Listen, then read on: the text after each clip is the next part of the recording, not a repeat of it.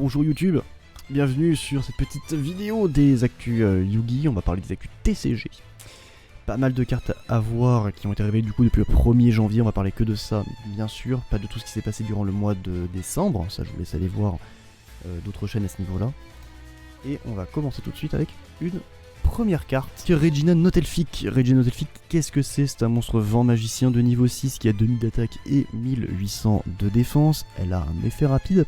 Vous pouvez envoyer une autre carte Nautelfic depuis votre main ou terrain face recto au cimetière.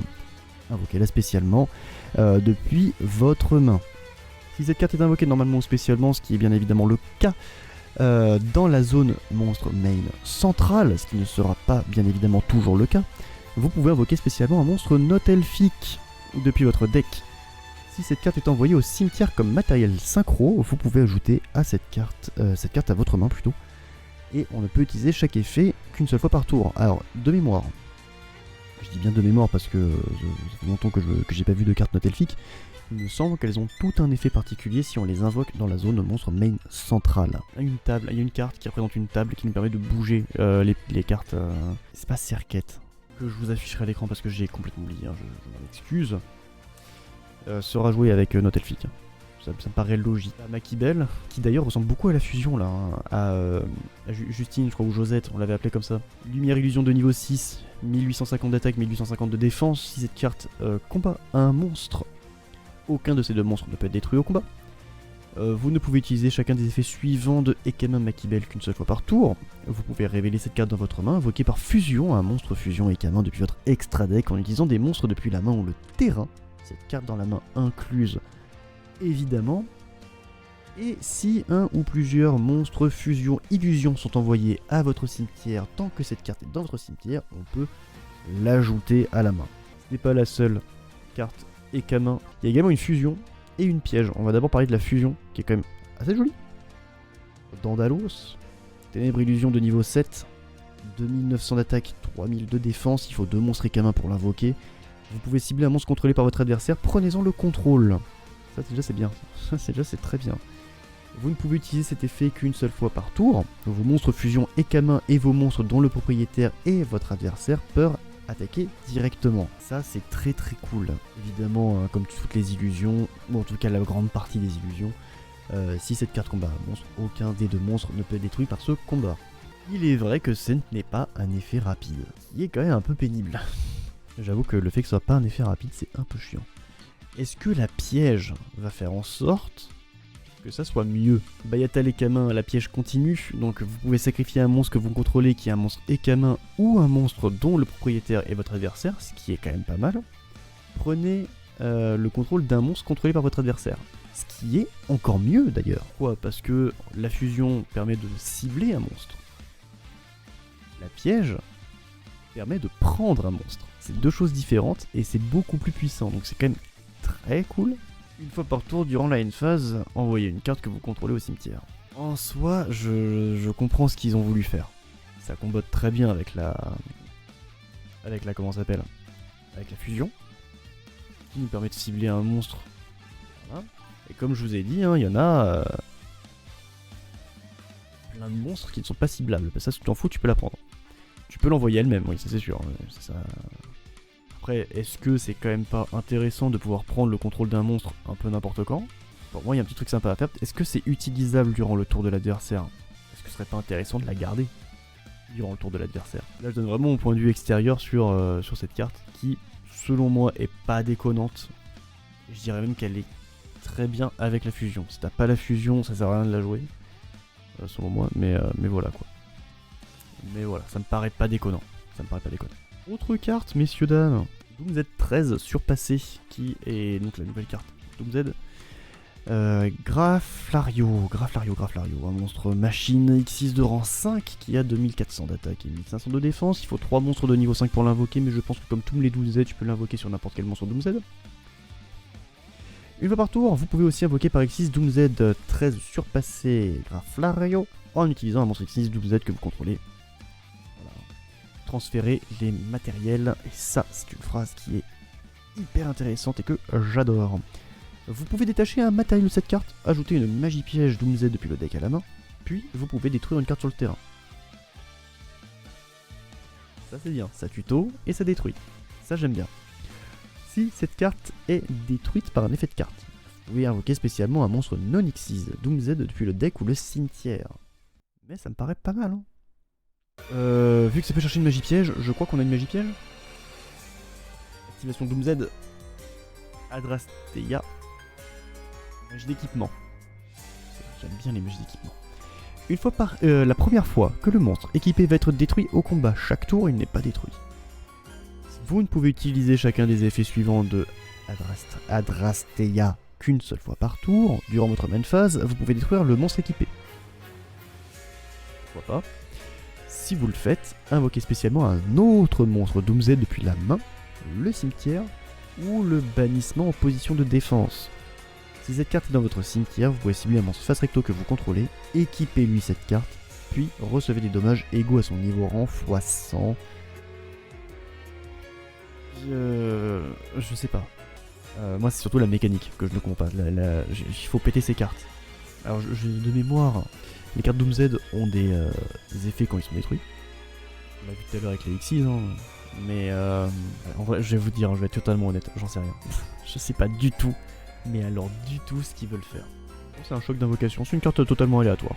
Chaque fois qu'un ou plusieurs monstres sont invoqués, normalement ou spécialement, placez un compteur d'invocation sur cette carte. Maximum 4.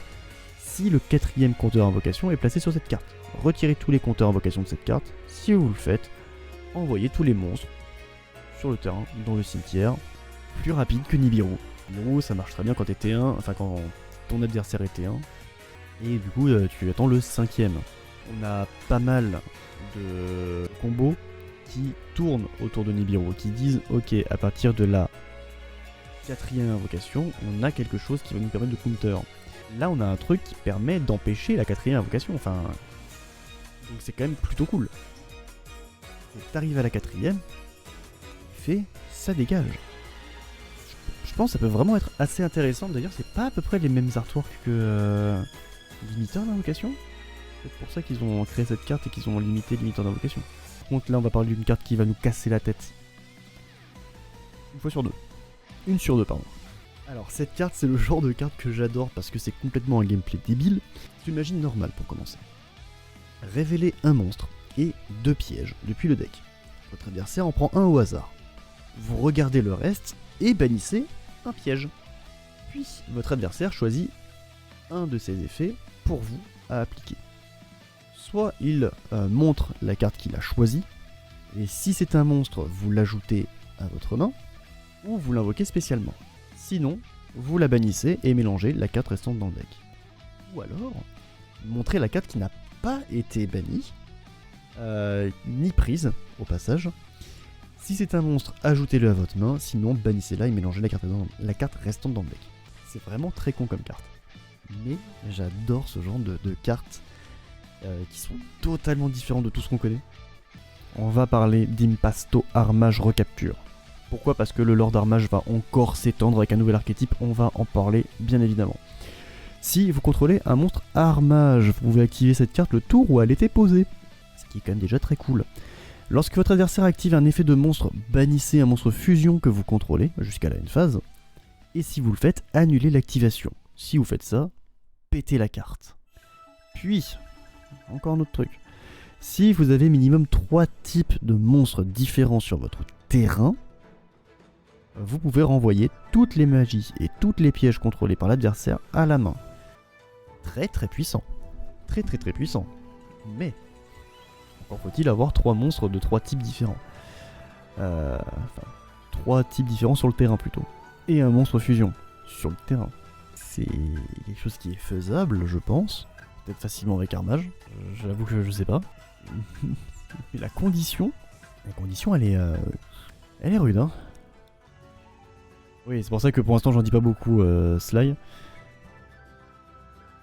Mais je sais très bien qu'elle va être jouée avec l'autre archétype qui est dans Armage. Enfin, dans le lore d'Armage.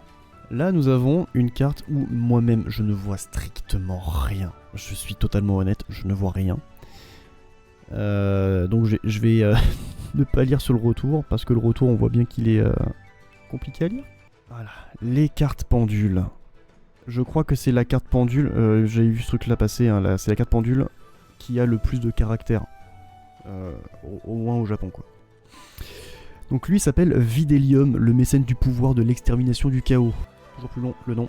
Mais du coup, mécène de pouvoir est un archétype qui est lié à Armage, à Doomsday, à... c'est notre titre le dernier. Donc lui c'est un monstre ténèbres elfe pendule de niveau 12 d'échelle 11 qui a 5000 d'attaque, ce qui est énorme, 0 de défense. Voilà. Et j'ai complètement oublié d'enlever le elfe pendule effet, hein, c'est terrible. Effet pendule. Vous pouvez activer un de ses effets. Détruisez cette carte et si vous le faites, invoquez spécialement un monstre mécène du pouvoir depuis votre main ou le cimetière. Deuxième effet, détruisez cette carte et aussi ce tour, vos monstres mécènes du pouvoir que vous contrôlez dont le niveau d'origine est 12 gagnent 5000 d'attaque. Bah écoutez, je sens que je vais rajouter des cylindres magiques dans mon deck. Hein. Je vais rajouter des cylindres magiques, hein, c'est pas possible. Vous ne pouvez utiliser cet effet de Videlium, le mécène du pouvoir de l'extermination du chaos, qu'une seule fois par tour. Et en effet de monstre, ni invocable normalement, ni posable normalement. Uniquement invocable spécialement depuis votre extra deck, face recto ou le cimetière. C'est quoi ce Zark là? Parce qu'il faut renvoyer un monstre fusion, synchro et Xyz depuis le terrain face recto et ou le cimetière à l'extra deck. Si cette carte est ajoutée à votre extra deck, face recto, vous pouvez ajouter une carte mécène de pouvoir depuis votre deck à votre main, bien sûr. Bien sûr. Vous ne pouvez pas utiliser cet effet qu'une seule fois par tour. Et si cette carte est invoquée spécialement, bannissez face verso toutes les cartes depuis les cimetières, non affectées par les effets de monstres, excepté les monstres mécènes du pouvoir. Le problème de Yu-Gi-Oh! C'est le power creep. Là... Je pense qu'on a un très bon exemple. Parce que encore la carte, elle a des effets pénibles. Tous les monstres de niveau 12, mécène du pouvoir gagnent 5000 d'attaque. C'est chiant. Juste c'est chiant, c'est pas horrible, c'est juste chiant.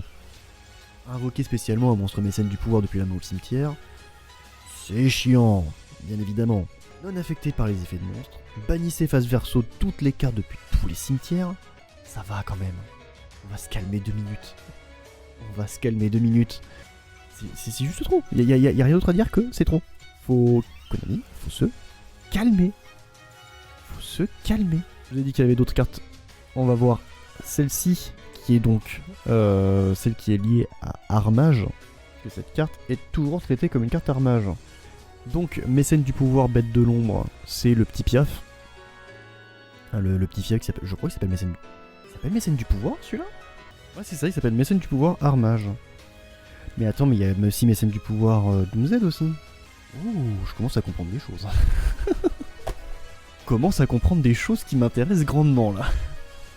J'avais oublié ce détail, maintenant je commence à comprendre. Donc, mécène du pouvoir, bête de l'ombre, Nervedo. C'est un monstre illusion ténèbres de niveau 10 qui a 300 d'attaque et 200 de défense, qui est également d'échelle 1. En effet pendule, on peut annuler l'effet de monstre activé par votre adversaire en réponse à l'activation de votre effet de monstre mécène du pouvoir ou Armage. Puis détruisez cette carte. Il est cool cet effet. Cette carte est toujours traitée comme une carte Armage, donc tutorisable si on demande une carte Armage par exemple. On peut bannir face verso les 3 cartes du dessus de notre deck. Détruisez cette carte. Si vous le faites, invoquez spécialement un Nerva, la mécène du pouvoir de la création depuis notre extra deck. C'est bien évidemment traité comme une invocation fusion. Si cette carte est ajoutée à votre extra deck face recto, vous pouvez invoquer spécialement un monstre mécène du pouvoir ou Armage. Bien évidemment cette carte exclue depuis le deck ou l'extra deck face recto. Ah ok.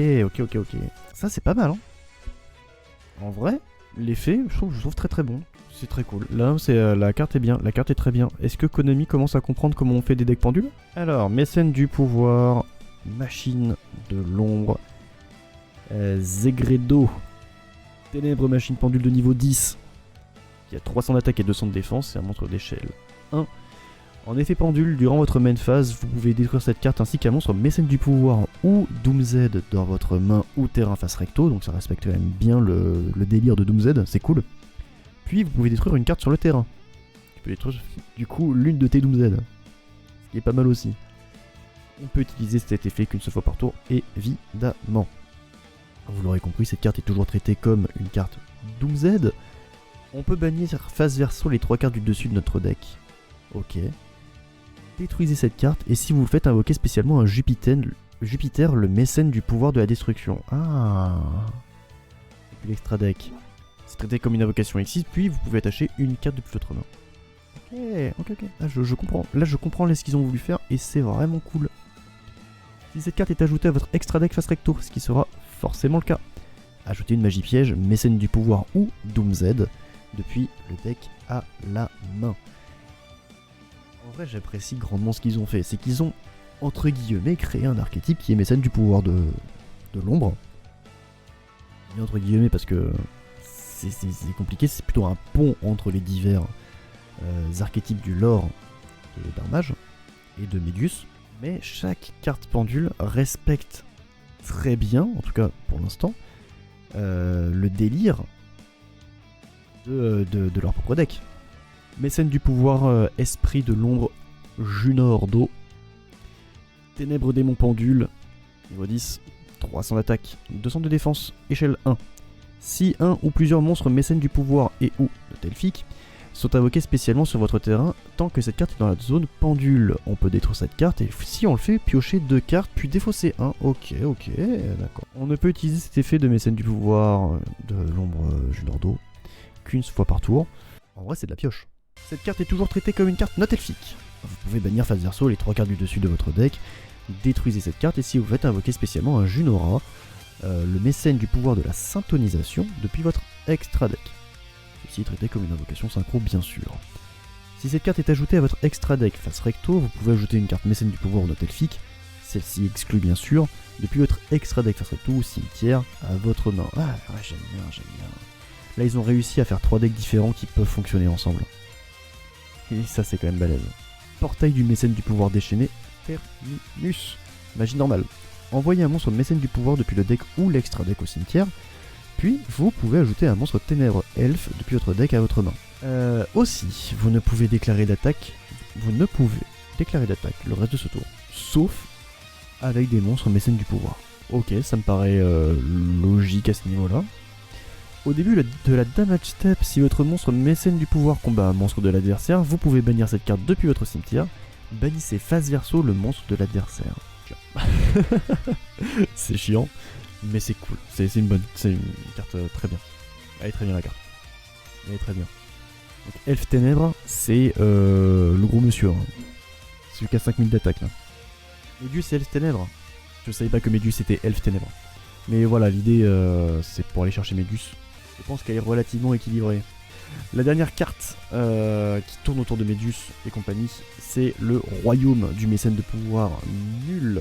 Vous pouvez révéler un monstre mécène du pouvoir depuis l'extra deck, bannissez face verso une carte depuis votre main, puis ajoutez à votre main ou invoquez spécialement un monstre depuis le deck qui mentionne le monstre révélé. Vous ne pouvez utiliser cet effet de Royaume de mécène du pouvoir nul via les decks qu'une seule fois par tour. Les monstres contrôlés par votre adversaire perdent 100 points d'attaque pour chaque carte bannie. Ah, je comprends maintenant pourquoi est-ce qu'il y a l'autre qui bannit tous les cimetières. Oh purée. Non seulement il a 5000 d'attaque, mais en plus, tu perds autant, tu perds 100 fois le nombre de cartes qu'il bannit. Ah oui.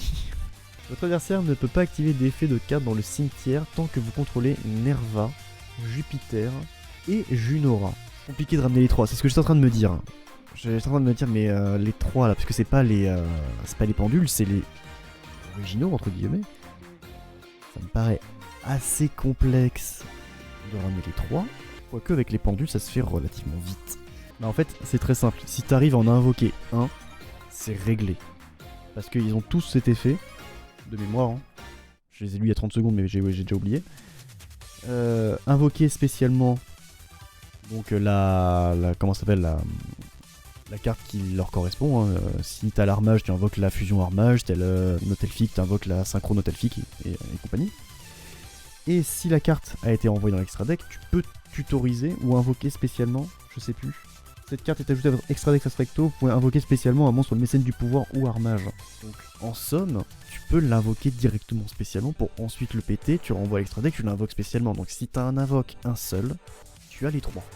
Encore faut-il en invoquer un. T'as ce truc là aussi. T'as une petite hache, c'est fini. La dernière carte de l'extension, on en parle vite fait parce qu'elle est quand même très sexy.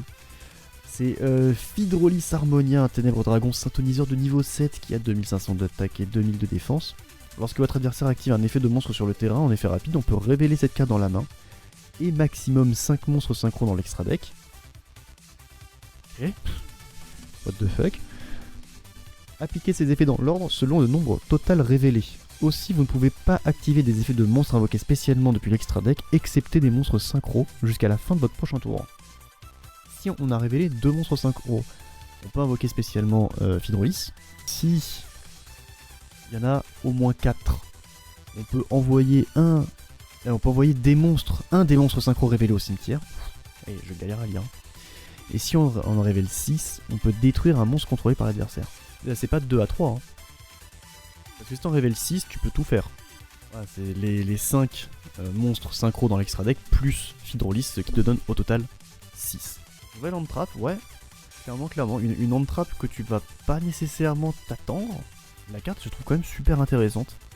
À voir si... Oui, dans son cas où ça va être joué. Et enfin, la dernière carte, messieurs, dames. La dernière carte, c'est une promo V-Jump. Combat de l'hyperespace. Appliquez l'effet suivant 3 fois. Comme si la règle du time n'était pas déjà assez chiante comme ça. Il nous impose 3 trucs. Chaque joueur révèle un monstre dans son deck. Monstre avec point d'interrogation d'attaque exclu. Ajoutez le monstre avec une attaque supérieure à la main du joueur qui l'a choisi. Aussi, détruisez le monstre avec une attaque inférieure. Si vous le faites, infligez 500 points de dommage au joueur qui l'a choisi. Oh, ça je commence un petit peu à aimer. S'ils ont la même attaque, mélangez-les dans le deck. Okay. Chaque joueur ne peut pas activer les effets de monstre du même nom que le monstre qu'il a choisi le reste de ce tour. Ok, non, c'est drôle. C'est très drôle comme carte, tu vas faire 3 fois. Chiant. Mais c'est quand même relativement fun. Donc c'est une carte qui sortira le 21 janvier 2026, donc le prochain pour V-Jump, tout simplement. Pour moi, c'est une carte où tu vas te dire, allez, j'ai des effets de monstres dans le cimetière, avec que des effets à la destruction Doomsday. Ça peut être sympa. Qui ont des effets de destruction. Vas-y, je perds 1500 points de vie, c'est pas grave. Parce que derrière, je peux faire un truc sale. Comment on résout Crowley Magistus vu qu'il était ajouté en main? Chaque joueur ne peut pas activer les effets de monstre du même nom que le monstre qu'il a choisi le reste de ce tour. On a la réponse. Ça ne peut juste pas s'activer. Enfin, on a juste la réponse qui était sous nos yeux depuis le début. Tout simplement, nous sommes des joueurs Yu-Gi-Oh! On le sait, il faut lire les cartes. N'empêche que, tu vois, ta question, Tommy, je pense que beaucoup de gens, parmi les gens qui vont jouer cette carte, autrement dit très peu, faut faire gaffe à ça. Parce que je pense qu'il y en a qui vont essayer de gratter un peu, soit par méfait, soit juste parce qu'ils n'auront pas lu la carte. Quoi qu'il en soit, pour les news TCG, c'est la fin. Merci d'avoir suivi cette vidéo. Pour ceux qui sont sur YouTube, pour ceux qui sont sur Twitch, nous verrons le rush duel juste après. Vous avez la liste des partenaires qui s'affiche soit juste là, ici. Et même dans le descriptif de la vidéo. Moi je vous retrouve la semaine prochaine pour de nouvelles cartes TCG et je vous souhaite une excellente soirée.